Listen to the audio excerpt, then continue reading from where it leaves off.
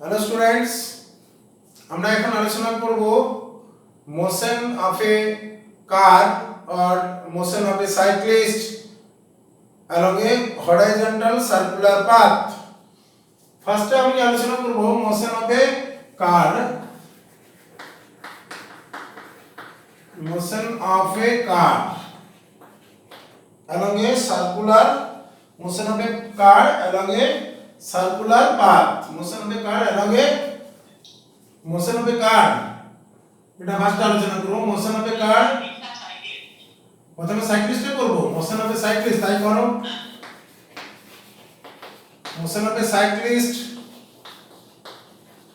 along a circular path, along a horizontal circular path.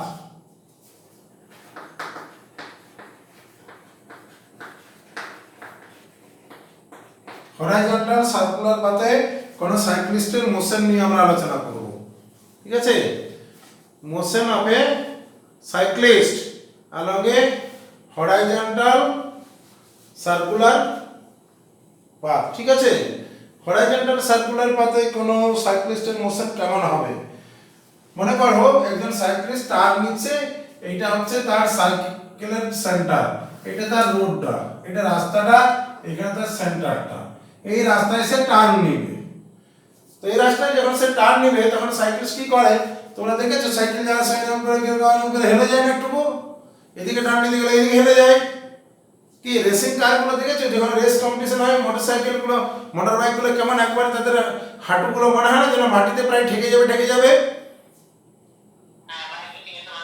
তো এইরকম ভাবে যদি সাইকেল টার্ন হয় এদিকে ওই যে আমাদের এখানেও বাজারে টাজারে দেখা যায় কয়েকজন ছেলে এমন রাফলি চালায় যে তারপর বাঁকের মুখে এমন ভাবে হয় মনে হয় যেন মোটরসাইকেল নিয়ে বোধহয় এক্ষুনি পড়ে যাবে মাটিতে, এরকম হেলে আবার কায়দা করে এদিকে একবার ওইদিকে একবার করে নেয়। তো টার্নিং গুলো কিভাবে তারা ইয়ে করে। তো এই জন্য যখন সাইকেল চালায় তখন কি হয় না, তার যে চাকা, সাইকেলের চাকাটা তার উপর একটা অ্যাকশন দেয়, তার একটা রিঅ্যাকশন ফোর্স এরকম ইনক্লাইন ভাবে কাজ করে। এটা নরমাল রিঅ্যাকশন। এই নরমাল রিঅ্যাকশনটা আর সাইক্লিস্টের যে ওয়েট সেটা তো সবসময় ভার্টিক্যাল ডাউনওয়ার্ড কাজ করে। কি এরকম করে সাইকেল চালাতে কি করলো, একটু ইনক্লাইন অ্যাঙ্গেল হয়ে গেল, এটা অ্যাকশন, তার রিঅ্যাকশনটা হলো এই দিকে। তো এই রিঅ্যাকশনের দুটো কম্পোনেন্ট থাকে, একটা হচ্ছে ভার্টিক্যাল কম্পোনেন্ট আর একটা থাকছে হরাইজন্টাল কম্পোনেন্ট। কি এটা যদি সাইক্লিস্টের হুইলার পজিশন হয়, এই জায়গাটা যদি হুইলার পজিশনটা হয় তাহলে তার এইদিকে একটা কম্পোনেন্ট চলে গেল আর একটা কম্পোনেন্ট এইদিকে চলে গেল, এটা নরমাল রিঅ্যাকশন। এই ভার্টিক্যালের সাথে অ্যাঙ্গেলটা যদি থিটা হয় তাহলে এদিকে হবে n cos থিটা, আর যার সাথে কোণ করে সে হয় cos। তো ভার্টিক্যালের সাথে অ্যাঙ্গেল, তাহলে ভার্টিক্যাল থেকে কম্পোনেন্টটা কত? cos কম্পোনেন্টটা বুঝলে। আর হরাইজন্টাল ডিরেকশন তাহলে কম্পোনেন্ট কত আসবে? n sin theta. কি n sin থিটা। মনে করো রাস্তাতে কোনো ফ্রিকশন নেই, ফ্রিকশনলেস রোডে যাচ্ছে, রাস্তায় হয়তো তেল ছড়িয়ে দিয়েছে। কি তেল যদি থাকে পিচ্ছলকারক তেল, গ্রিজ, মোবিল এরকম পড়ে আছে, অথচ তোমাকে সাইকেল নিয়ে বাঁকটা নিয়ে ঘুরে যেতে হবে, তাহলে তোমাকে কি করলে হবে? ওই নরমাল রিঅ্যাকশন তোমাকে একটু সাইকেলটাকে একটু ইনক্লাইন করে দিতে হবে, কি দিয়ে বাঁকটা নিতে হবে। অ্যাঙ্গেল ইনক্লাইন করলে যে নরমাল রিঅ্যাকশনটা, এই নরমাল রিঅ্যাকশন যদিও একবারে পিছলে তাহলে এই নরমাল রিঅ্যাকশন দেওয়াটা মুশকিল হয়ে যাবে। কি একটু হলেও তাকে থাকতে হবে, তা না হলে এরকম অ্যাঙ্গেল করতে পারবেও না, স্লিপ করে যাবে, তাই না? তো যাই হোক, এখন আমাকে ফ্রিকশনটা হেল্প করছে না, কিন্তু এই নরমাল রিঅ্যাকশন একটা কম্পোনেন্ট সেন্ট্রিপিটাল ফোর্সটা সাপ্লাই দিয়ে দিল। এই এমবি এই যে n sin থিটা এটা সেন্ট্রিপিটাল ফোর্সটা সাপ্লাই দিচ্ছে, আর রেডিয়েশন সার্কুলার পাথে ঘুরতে এই সেন্টারের দিকে একটা ফোর্স দিয়ে দিল। ধরে যাক সেই সাইকেলের যে ভেলোসিটি, সেই ভেলোসিটিটা মনে করছি v, এখানে যে সাইকেল যাচ্ছে তার ভেলোসিটিটা মনে করো v। v হচ্ছে সাইকেলের ভেলোসিটি, vটা হচ্ছে ভেলোসিটিটা। তাহলে n sin theta force supply the required centripetal force. কি n হচ্ছে normal reaction,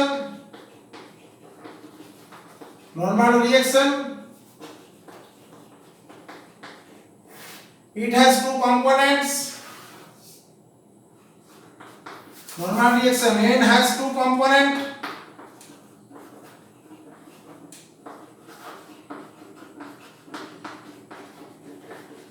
Two components,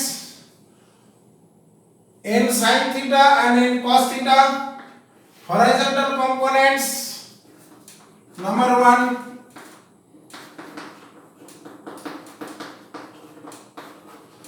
horizontal components n sin theta supply the required centripetal force. Therefore, n sin theta is equal to mv square by r, and vertical component balance the weight of the cyclist with cycle. Vertical component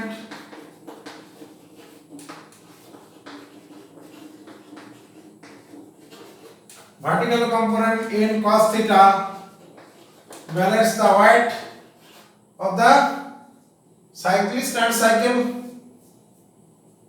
তাই তো এই দুটো ইকুয়েশনকে divide করে দাও, divide করে দিলেই দেখো একটা ইকুয়েশন আবার বেরিয়ে আসবে। এটাকে নাম্বার 1 ইকুয়েশন বলো, number 2। Now dividing equation 1 by equation 2, we get n sin theta divided by n cos theta is equal to mv square by r divided by mg. এখানে n ক্যান্সেল, তাহলে tan theta is equal to এখানে n cancel v square by rg, তাই তো tan theta equal to v square by rg। তাহলে সাইক্লিস্টকে এমন একটা অ্যাঙ্গেলে turn নিতে হবে যাতে করে থিটাটা হয় tan inverse v square by rg। এটা হচ্ছে অ্যাঙ্গেল উইথ দ্য ভার্টিক্যাল। যদি হরাইজন্টালের সাথে অ্যাঙ্গেল করে তাহলে rg বাই v স্কয়ার হবে। হরাইজন্টালের সাথে যদি অ্যাঙ্গেলটা কেউ ধরে ফাই অ্যাঙ্গেলটা, তাহলে tan ফাই সমান হবে rg by v square. Phi সমান tan inverse rg by v square. এটা হরাইজন্টালের সাথে ধরলে এটা, ভার্টিক্যালের সাথে ধরলে এটা। যদি অ্যাঙ্গেল না করে, যত ভেলোসিটি বেশি বাড়াবে অ্যাঙ্গেলটা তত বাড়াতে হবে। দেখো tan থিটাটা v স্কয়ারের সাথে ডিরেক্টলি প্রপোর্শনাল, তাই না? তাহলে ভেলোসিটি যদি বেশি হয় তাহলে বেশি অ্যাঙ্গেল করতে হয়। অনেক সময় আমরা দেখবে ভেরি ফাস্ট টার্ন নেওয়ার সময় শরীরটাকে কেমন বাঁকের দিকে বাঁকিয়ে একটু হেলিয়ে নিই শরীরটাকে। কি এরকম তোমাদের অভিজ্ঞতা আছে? বাঁকের মুখে সাইকেলটাকে বাঁক নেওয়ার সময় একটু শরীরটাকে বাঁকের দিকে হেলিয়ে নাও, তাহলে এটা তোমাদের তো এটা প্র্যাকটিক্যাল যে এক্সপেরিয়েন্সটা সেটা আমরা থিওরিটিক্যালি বুঝে নিলাম। আচ্ছা, যদি বাঁকের রেডিয়াসটা বড় হয়, একটা বড় আস্তে আস্তে বাঁকটা বোঝাই যাচ্ছে না, সেন্টারটা অনেক দূরে, মানে বাঁকটা ধীরে ধীরে, তাহলে আমাদেরকে অতটা না ঝুঁকলেও চলে। কিন্তু যদি কাছেই বাঁক নিতে হয়, একবারে রাস্তার মধ্যেই হঠাৎ করে বেঁকে আমাকে অপোজিট ডিরেকশনে যেতে হবে, তখন আমাদের কি হয়, অনেকটা বেশি শরীরটাকে হেলিয়ে নিই। তাই দেখবে বাঁকের মুখে ওই রেসিং কারগুলো, রেসিং বাইকগুলো যখন চালায়, ওরা এমনভাবে চালায় ওদের হাঁটুগুলো মনে হয় যেন মাটিতে ঘষড়ে ঘষড়ে যায়। কি সাইকেলটাকে এত বেশি সাইকেলটাকে হেলিয়ে দেয় বাইক, মোটর বাইকটাকে। হ্যাঁ, আমি ওইদিকে দেখালাম, কেউ যদি এইদিকে সাইকেলে টার্ন নিতে চায় তাহলে এইদিকে সাইকেলে না টার্ন নিতে গেলে তাকে এইদিকে অ্যাঙ্গেল করতে হবে, এইদিকে হেলে যেতে হবে। ওইদিকে গেলে ওইদিকে কি যেদিকে যেমন ভাবে টার্ন নিবে সেইভাবেই আঁকবে তোমরা ছবি। কি বুঝে গেছে? এটা সাইকেল হলো, তাকে কি করতে হচ্ছে, তাহলে সার্কুলার পাথে যদি টার্ন নিতে হয় তাহলে এইটাই হচ্ছে তোমার সার্কুলার পাথটা। এই পাথে যদি তাকে টার্ন নিতে হয় তাহলে ভার্টিক্যালের সাথে একটু অ্যাঙ্গেল করতে হবে। ভার্টিক্যালের সাথে অ্যাঙ্গেল করলে কি হবে, বলো ওই যে ভার্টিক্যালের সাথে যে অ্যাঙ্গেল করলো তারপরে তার যে নরমাল কম্পোনেন্ট কি নরমাল রিঅ্যাকশনের একটা কম্পোনেন্ট কি করলো ওই সাইক্লিস্টকে সার্কুলার পাথে ঘোরার জন্য রিকোয়ার্ড সেন্ট্রিপিটাল ফোর্সটা সাপ্লাই করে দিল, তাই তো? রিকোয়ার্ড সেন্ট্রিপিটাল ফোর্সটা সাপ্লাই করলো ওই নর্মাল রিঅ্যাকশনের একটা কম্পোনেন্ট। আচ্ছা যদি অ্যাঙ্গেল না করতো তাহলে সাইন থিটা তো জিরো হয়ে যেত। দেখো সাইন জিরো জিরো তো, তাহলে সেন্ট্রিপিটাল ফোর্সটা পাওয়া যেত? তাহলে centripetal force without centripetal force কিন্তু সে টার্ন নিতে পারতো না। কিন্তু যদি ফ্রিকশন থাকতো, যদি ফ্রিকশন থাকে তাহলে এরকম ভাবে টার্ন না নিয়েও সম্ভব। তখন কি হবে? এটা এখানে ফ্রিকশন নেই, এটা ফ্রিকশন লেস লোডের কথা বলছি, এটা আমরা আলোচনা করছি। ফ্রিকশন লেস রোড, এখানে ফ্রিকশনটাকে হেল্প করেনি। যদি ফ্রিকশন থাকে তাহলে তার কি ঘটতো? তাহলে ওই রকমের ভাবে টার্ন নেওয়ার সময় অ্যাঙ্গেল না করেও সে টার্ন নিতে পারত। যদি ফ্রিকশন থাকে তাহলে কি হবে দেখো, এখানে আমি দেখাচ্ছি। ধরো এটা একটা কার্ভ পাথ, এটা একটা সার্কুলার পাথের একটা অংশ। কি কোন একটা কার্ভ এরকম কার্ভ কি করবে? এরকম সার্কুলার পাথে টার্ন নেবে। তো টার্ন নেওয়ার সময় তার সেন্ট্রিপিটাল ফোর্সটা কোথা থেকে আসছে?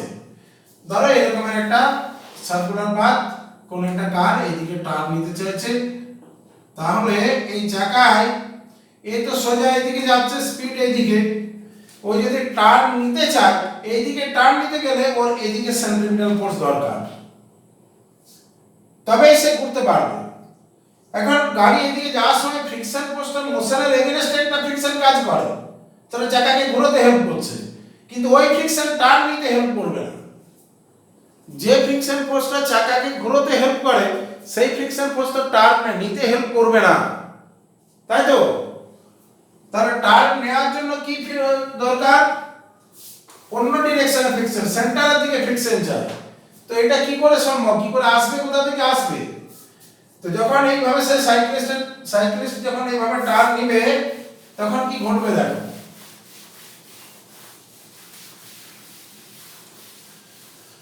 যখন সে টার্ন নেবে তখন সে স্কিড করে এইদিকে বাঁক, যদি স্টিয়ারিং এদিকে ঘুরবে তো স্টিয়ারিং ঘুরলে গাড়িটা এদিকে ঘুরে যাবে, কিন্তু ওর টেন্ডেন্সি আছে ট্যানজেনশিয়ালি চলে যাওয়ার, অর্থাৎ বাইরের দিকে স্লিপ করে যাওয়ার একটা টেন্ডেন্সি রয়েছে।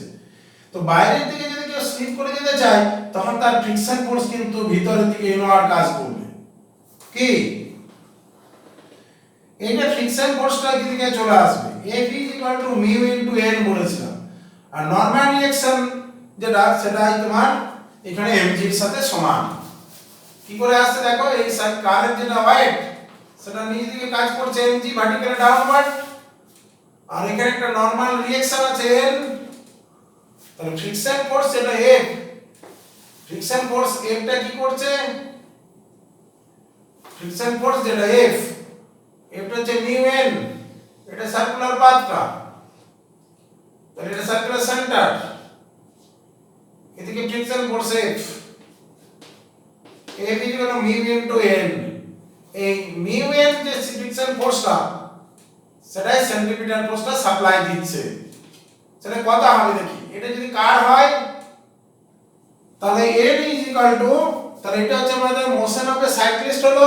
এবারে মোশন অফ এ কার এরকম হরাইজন্টাল সার্কুলার পাথ, ফ্রিকশন আছে সেরকম। এখন আমরা করছি motion of a car along a horizontal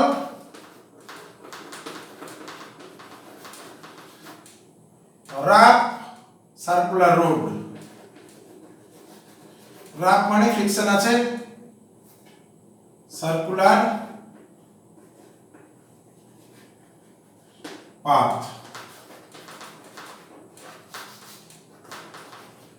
rough horizontal circular path, এটা আমরা আলোচনা করব।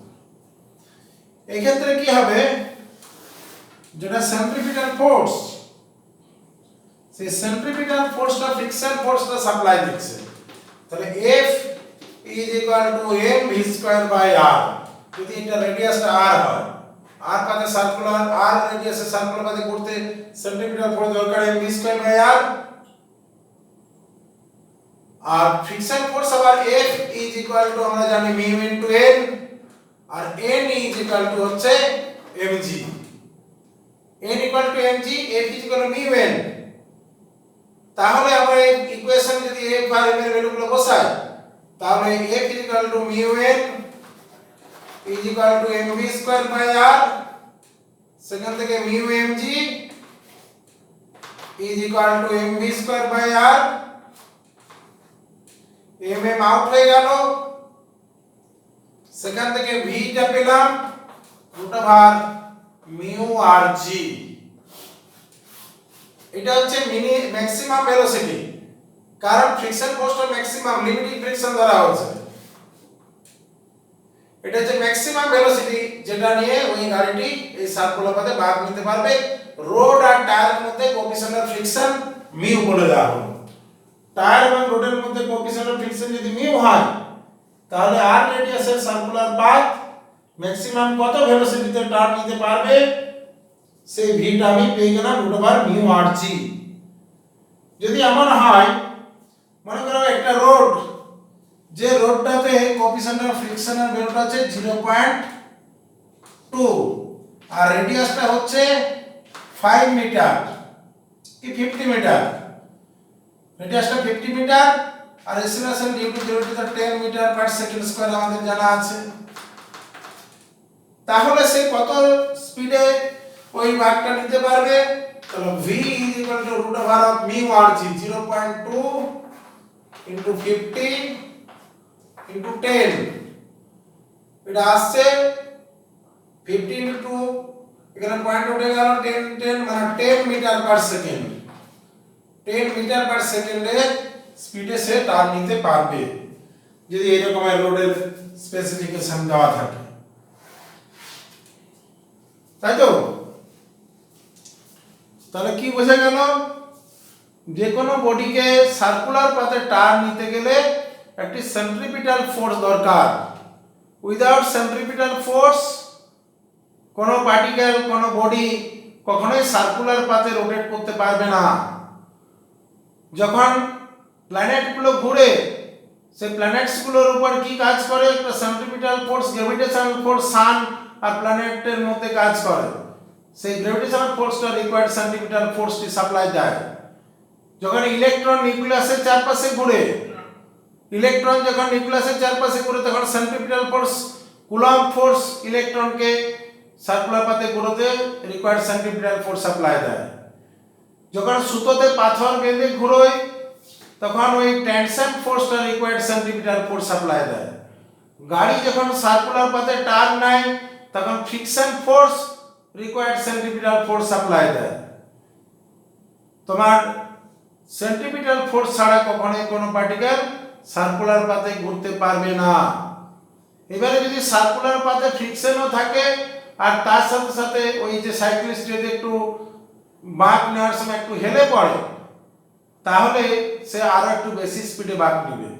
এটা গাড়িগুলোকে হাইওয়ের উপর দিয়ে প্রচন্ড স্পিডে যখন ছুটে, তখন টার্নিংয়ে বা রেল লাইনে যখন প্রচন্ড স্পিডে দুরন্ত এক্সপ্রেস যখন যায়, তখন তার লাইনের বাঁকের মুখে একটি বিশেষ ব্যবস্থা করা থাকে, যাতে করে ওই বাঁকটা সে নিরাপদে নিতে পারে। যদি বাঁকের মুখে ওই ব্যবস্থাটি না করা থাকতো, তাহলে কি ঘটতো সেটা আমরা আলোচনা করব। যে ব্যবস্থাটির কথা আমি বলছি, এটাকে বলা হয় ব্যাংকিং ব্যবস্থা, banking system, banking road. Banking ব্যাপারটা কি? এই যে আমরা যখন সাইকেল নিয়ে বাঁক নিচ্ছি, তখন তো সাইকেল আরোহী যেদিকে বাঁক নিবে সেদিকে তার শরীরটাকে বা সাইকেলটাকে হেলিয়ে নিচ্ছে, ভার্টিক্যালের সাথে একটা অ্যাঙ্গেল করে দিচ্ছে। এই অ্যাঙ্গেলটা আমাদের তো একটা সেন্স রয়েছে। হিউম্যান বিংস তো তাদের নিজের ইচ্ছা অনুযায়ী তাদের শরীরটাকে বাঁকাতে পারে, সাইকেলকে হেলাতে পারে। কিন্তু একটা গাড়ি কি করে বুঝবে যে আমি বাঁকের মুখে এসে গেছি, এবার আমাকে শরীরটা আমার হেলাতে হবে?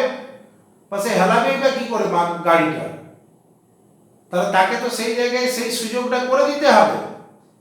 কি কোনো একটা গাড়ি কি করেছে সার্কুলার পাথে বাঁক নিবে, তাকে তো যদি ফ্রিকশনলেস রোড একটা রেলওয়ে ট্র্যাক, দুটো ট্র্যাকের মধ্যে দিয়ে প্রচন্ড স্পিডে যাচ্ছে, হঠাৎ করে বাঁক নিবে, তো বাঁকের মুখে সেন্টিপিটাল ফোর্স তাকে তো দিতে হবে না, যদি বাঁক নিবে কি করে, না হলে লাইনের পাথ ফাটিয়ে বেরিয়ে চলে যাবে, তো দুর্ঘটনা ঘটবে।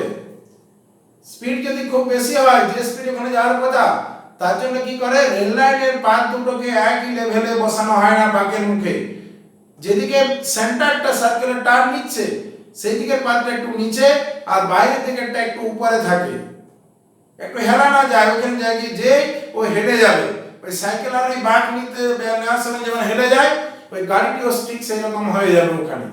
অর্থাৎ ওকে এই সুযোগটা করে দেওয়ার যে ব্যবস্থাটা, এটাকে বলছে ব্যাংকিং ব্যবস্থা।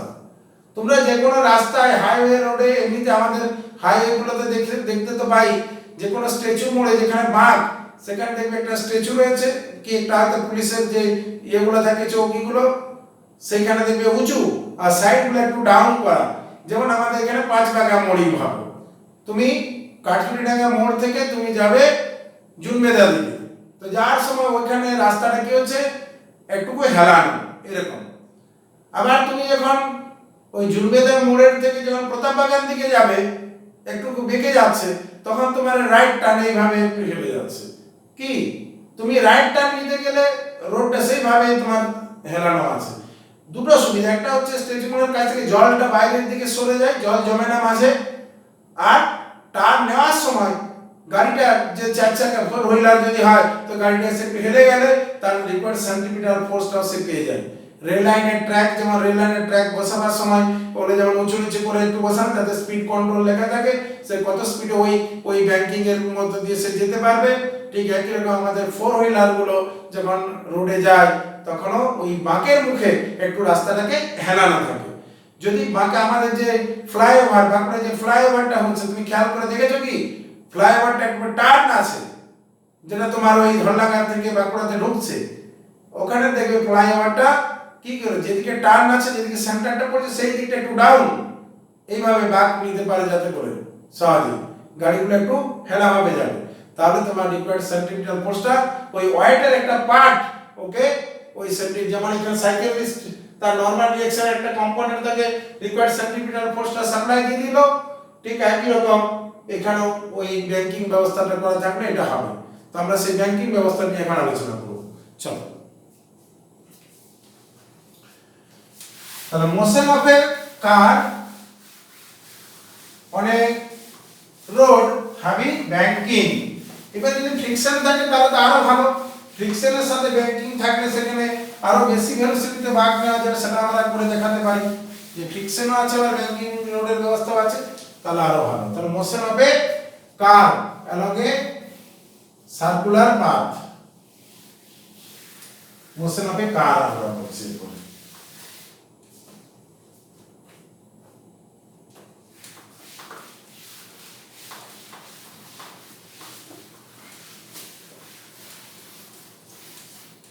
আমরা রেল লাইনের যে ব্যাংকিং এর কথাটা বুঝতে সুবিধা হবে, এমনি রোডেরও একই ব্যাপার, চাকাগুলো যেভাবে থাকে সেই অনুযায়ী তোমার আসবে।